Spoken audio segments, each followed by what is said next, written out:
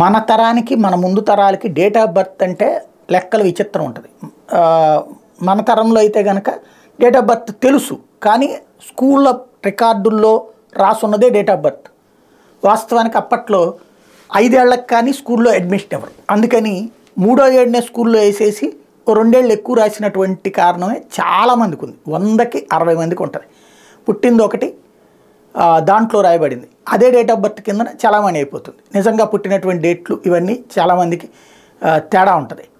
అదే సందర్భంలో మా అమ్మ నాన్నల వాళ్ళకైతే కనుక అసలు పుట్టిన డేట్లే గుర్తుండదు. వాళ్ళకి ఏదో నక్షత్రాలు చెప్పేవాళ్ళు, ఆ నక్షత్రాల లెక్కలు కూడా కరెక్ట్గా చాలామందికి వాళ్ళ పుట్టినరోజులకు సంబంధించి తెలియదు.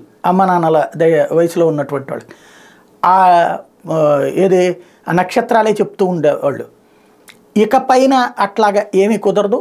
ఇకపైన పుట్టేటటువంటి అంటే మొన్న 2023 నుంచి కేంద్ర ప్రభుత్వం ఒక సంచలన ఆదేశాలు ఇచ్చింది. అక్టోబర్ 1, 2023 తర్వాత పుట్టిన వాళ్ళకి ఒక చట్టం తీసుకొచ్చారు. వ్యక్తి పుట్టిన తేదీ ప్రదేశము నిరూపించే ఏకైక పత్రం డేట్ ఆఫ్ బర్త్ సర్టిఫికెటే. విద్యాసంస్థల ప్రవేశంతో పాటు నియామకాలు సహా దేనికైనా అదే ప్రధానం.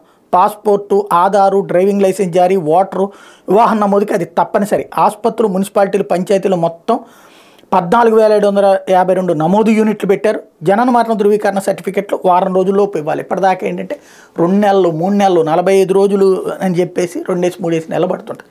ఇప్పుడు ఒక సిస్టంలోకి తీసుకొచ్చారు. మొత్తం వ్యవస్థ అన్నటువంటిది చాలా కీలకమైనటువంటి అంశం.